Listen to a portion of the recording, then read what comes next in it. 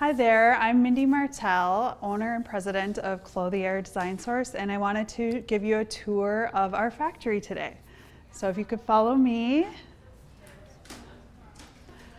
So up here is where we do a lot of the designing, and I'm going to be talking about more of that in just a moment. And over here I wanted to show some of the styles that we produce here.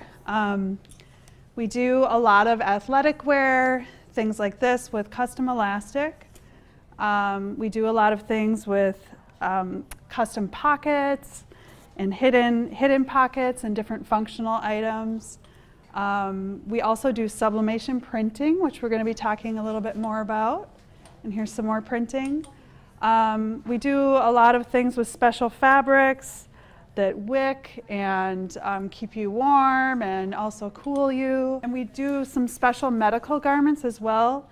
Like this looks like an ordinary vest, but it actually is a vest for children with autism, and it has a bunch of hidden pockets in it for different weights. So like up here on the shoulder, you can see there's a pocket there where we can put in a weight that kind of helps calm a child down that may have autism.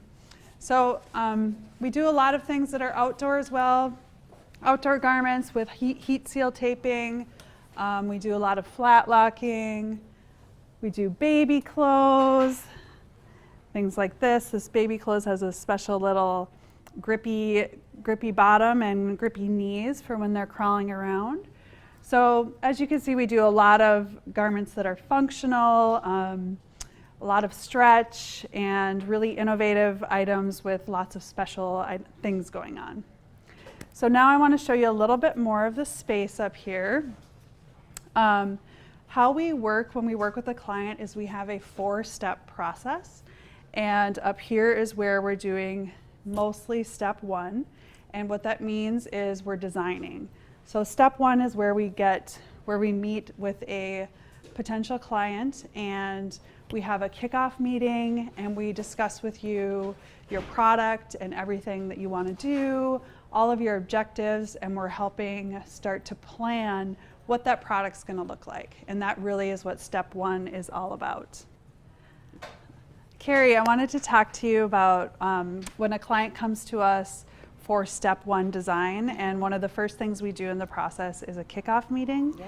And since you're one of our head design managers, I was wondering if you could describe what that looks like for their first meeting. Sure.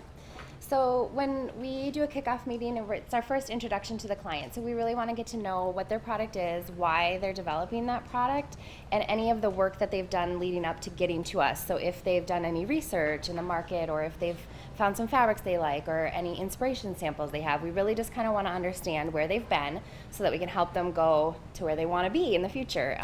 We want to learn just what they like and what they don't like about what's on the market, what they want to change, why they want to improve maybe upon a product, or why they're creating something that doesn't exist. Just really getting to know the history of what they're doing. Okay. Yeah, and during that meeting, you're really going over the plan of how you're going to get the product all the way through production. Yep. And really going through the process of, it's that information gathering of, we want to know what you're thinking so we can really start to encompass your brand and create what you're thinking about. Yeah, so by the time a client gets to me and has a kickoff meeting, they've already gotten a quote, they've kind of had a step-by-step plan written for them. I want to make sure that we're covering that and that we're answering any questions they have about what they get for doing each of those steps. Got it. All right, cool. Thank you. Thanks. So after a kickoff meeting, during step 1, one of the next things we do is we start to design what we call design boards. So one particular client actually came to us with this idea, and I wanted to show this product today. This is the final product that we manufacture. This is actually a swim parka. So this is for athletic swimmers. In between when they have a swim race, and in between the races they come out of the pool and they're freezing and they need to warm up. So this is the product that we came up with for the swimmers to wear in between races. It has a lot of features that are directly related to swimming. It has warming pockets. It's got absorption and warming inside. It's got a little card here for putting your swim schedule on your arm so you can see when your next race is. It's got venting for, so you can dry. It also has a way to roll up, and you can roll it up with these snaps that are placed and place it in your gym bag when you're done. So it's very particular and specific to this sport, and they've been doing really well. So this client came to us with that idea, had a kickoff meeting, and then we created some design boards, and so I wanted to show you what some of those look like. I'm going to come talk to Leanne. Hi, Leanne. Hi. So Leanne is one of our designers, and she's just going to go over on her screen kind of what that process looked like for the particular customer with the swim parka. And you can show us some of the, before it became an actual product, this is one of the first things that client saw. So here we have one of the options for the flat technical drawings, and it's got all of the different fabrics that are used in it, all of the different trims and the quantities of the trims, all of the stitches that are used, and then we call out for all of the special venting with the mesh. We show the cross-section of construction so that the pattern makers and the prototype sewers know what we're thinking in the design phase as far as how things are going to work. We also show all the trims where they're placed on the garment, all of the technical call-outs, and here's the clear pocket for your swim card. So we show all of those things all in one design. And then we'll also show kind of a general fit page so you know where it's going to hit on your wrist, how loose is the hood, how does the hood opening going to fit, where the length is hitting, and everything like that. Great. Thanks, Leanne. Yeah, absolutely. So really that process is, again, we're still in step one. We're in the planning, the designing process with you, and we're showing you a whole bunch of features and ideas that we think are going to help execute what design you're looking for. So the next thing that happens is we actually go over to fabric sourcing. So once the drawing is finalized and you've approved it and your design manager has approved it, then we start looking at fabric selections. And we're going to come over here and talk to Salvia. Hi, Sal. So for the swim parka in particular, so you get that drawing and then you understand what the client's objectives are, and what types of fabrics did you pull or did you start thinking of when it was time to create that swim parka? So I pulled a lot of technical fabrics for the swim parka. We really wanted, for the internal, we wanted thermal, wicking, quick dry, and then for the outside, something that would really retain that heat. So waterproof, windproof, just in case they do have to go outside and they are still wet underneath, they want to stay warm. So I have some fabrics to show you that we pulled.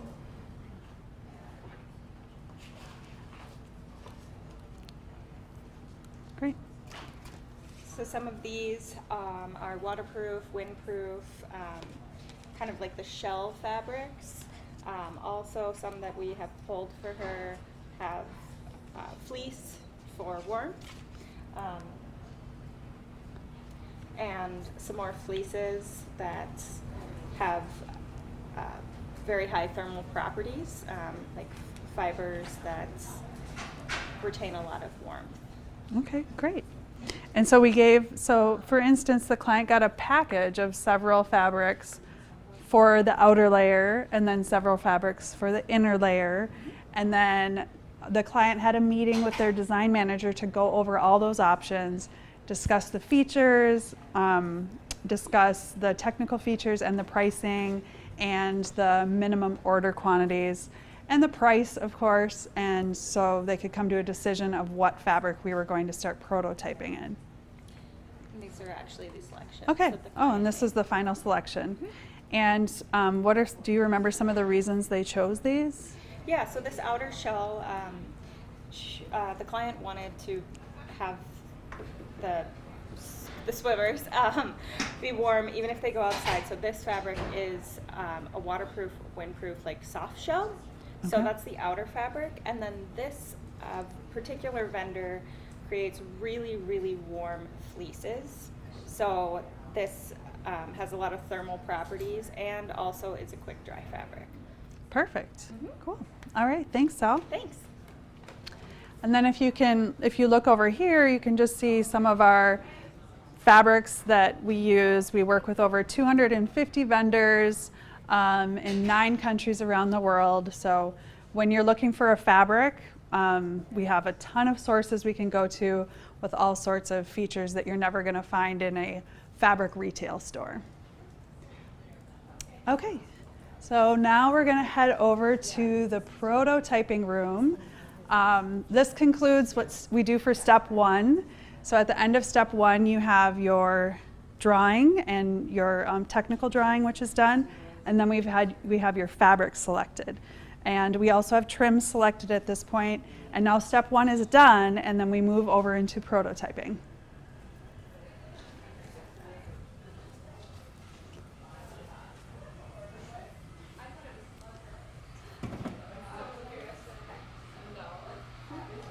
Hello. Hey guys. Hey Courtney. So in this room is where the ideas start to come to life. Courtney here is one of our pattern engineers, and I've have her pulled up on the screen some patterns that we've done in the past. So after step 1 is done, then we move in here and we start creating the pattern, which is what you'll see on her left screen. And so here the pattern is the shapes of the garment that Courtney has created. For instance, this is a sleeve, this is a back, this is one of the fronts, and it's a zip front bike jersey, correct? Mm-hmm. Yep. So she's created all of those to the specifications for the client according to the drawing. And then we do have a way to start prototyping the garment in a virtual setting before we actually cut and sew. So if you could render that. So over here she's got the pattern pieces placed around an avatar that has been custom designed for the brand. So this brand is a brand for males, for male cyclists, very fit, more elite cyclist brand. So we were able to create an avatar that had a really fit physique, and the measurements we were using made sure that they fit the brand. And so we put in the properties of the fabric that were chosen into the computer, and then we virtually are sewing up the garment on that right-hand side. And so here you can see the garment has been rendered, it's been sewn up, and so we can see how it's gonna look in real life. And if you look under the arm here, you can even see there's some wrinkling. You know, that might be something that we would want to fix before we go into prototyping. And this gives us a chance to really shorten the timelines and start giving you a view of your product while we're waiting for the fabric to come in. And right here she has a tension map on the screen. Here we're showing where it's red, it's tight. Where it's blue, it's loose. Where it's kind of green or yellow, it's sort of medium tight. So we can see on this bike jersey, it's tight across the top, which actually makes sense for a bike jersey, because when they bend down, then it's going to maybe loosen up when they're in riding position. So we're able to understand how the garment fits, because obviously the avatar can't talk to us and tell us how it's fitting. Another cool thing about the 3D feature is being able to try different prints out. So here's a print that we have designed.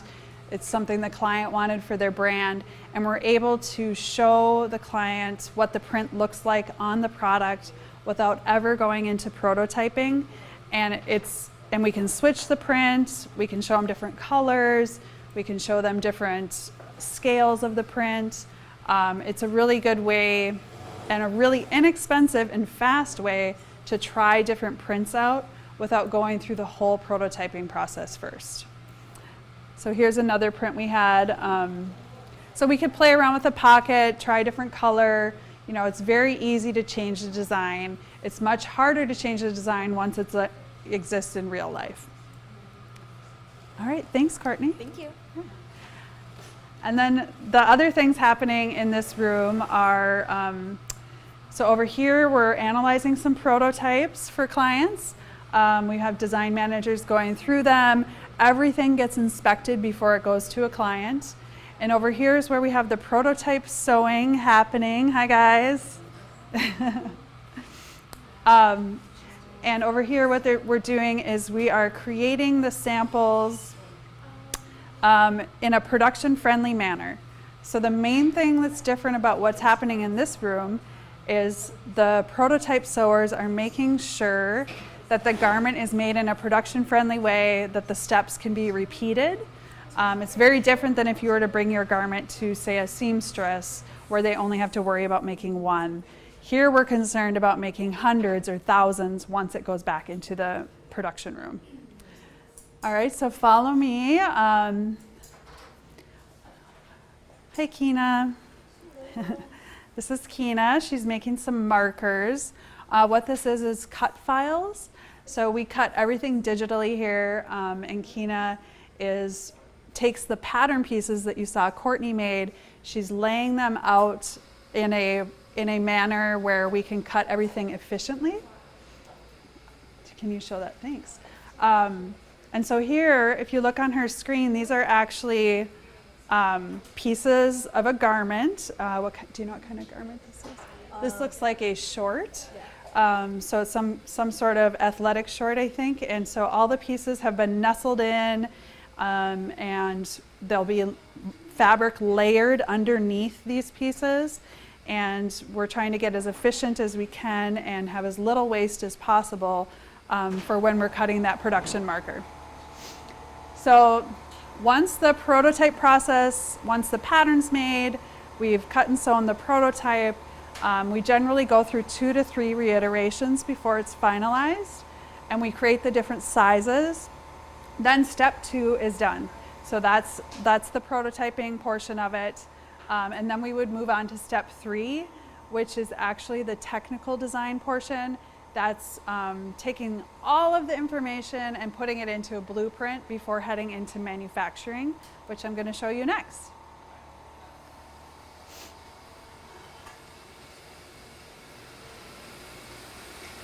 All right. Okay, so back here is our manufacturing facility. It might be a little noisy because there's a lot of activity going on, but I do want to show you some of the things that we do back here. So one of the first things we do when we're manufacturing is we have to cut the fabric. So I'm going to bring you back and show you the cut table. So everything we do is digitally cut. We do that for precision, and we also do it for efficiency.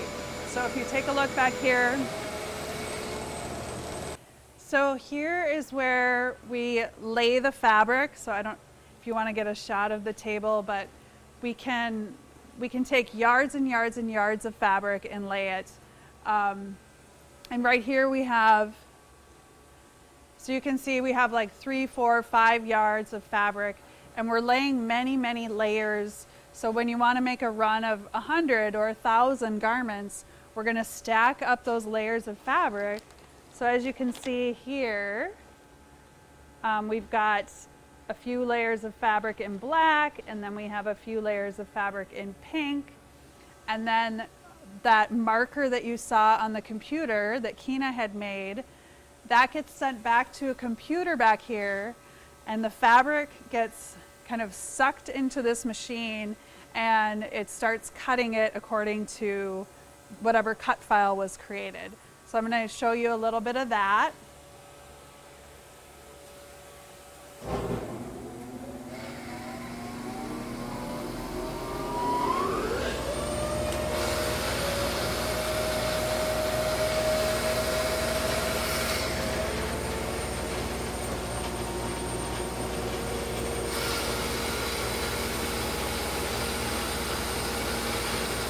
if you can hear me right now, what's happening is it's cutting out those pattern pieces.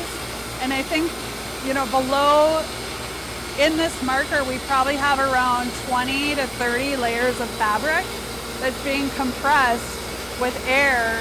And so it's compressing it down, and then we're gonna have 100% accuracy on all of the pieces that we cut.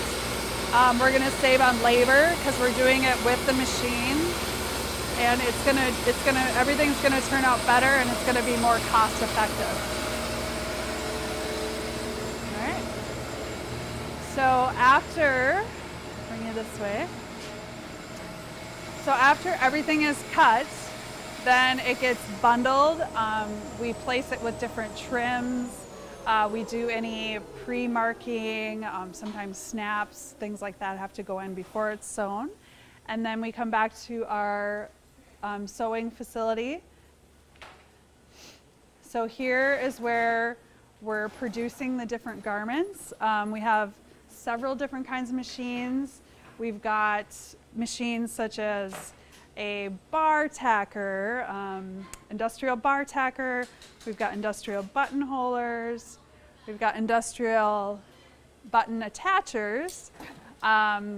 We've got over here a 12 needle. We have heat sealing machine for if anything needs to be waterproofed. So the thing about industrial equipment is it all does each machine does one activity or one type of stitch. So we end up having a lot of different kinds of machines to be able to do all the technical garments. We have flat locking machines, which is a very kind of unique machine. It's great for high stretch, no abrasion kind of stuff. We've got cover stitching. You can see here, Maricela is attaching a waistband. Hi, Maricela. She's attaching different waistbands. Thank you. And doing that in the round. And this is a very soft, custom-made waistband that we have for some special medical kind of underwear. We've got sergers and straight stitch and all sorts of things. So we've got several different kinds of machines, and we're producing around 5,000 to 8,000 units a month in our facility. And so after the stitching is done, then it comes over here to quality control.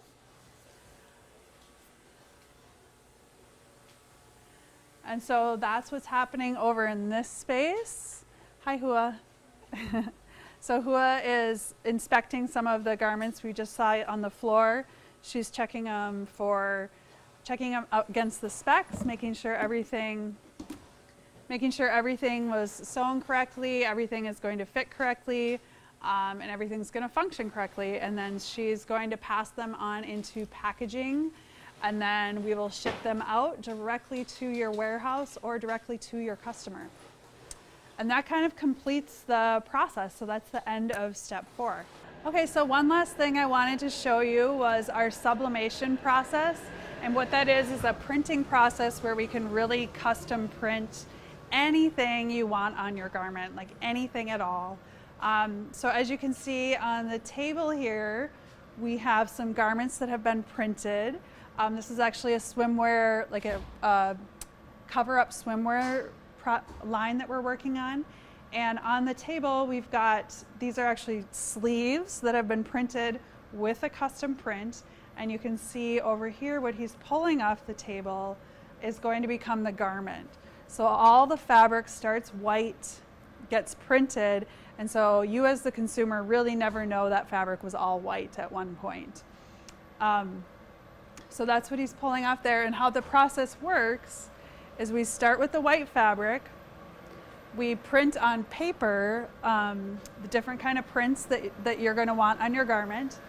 And then it goes through this machine over here, which is called a heat press. So the paper and the fabric go through the machine. What's on the paper gets transferred onto the fabric. The cool thing about sublimation printing, it will never fade. You can't feel it. Like if you were to close your eyes and touch the fabric, you can't feel the print. So that's the really cool thing about it. It doesn't have that plasticky kind of thing to it, and it's never going to wash out. So that's what's happening there. And then I'll show you what it looks like when it's getting printed. So in here is where we're printing some items. So on this printer here is how it all starts. So we create the print on the computer, and then this big machine here is printing out the designs on paper, and then that's what will get brought over to that heat press machine and get transferred on, cut, and then transferred to our back facility and sewn. So that's just another cool service that we can provide.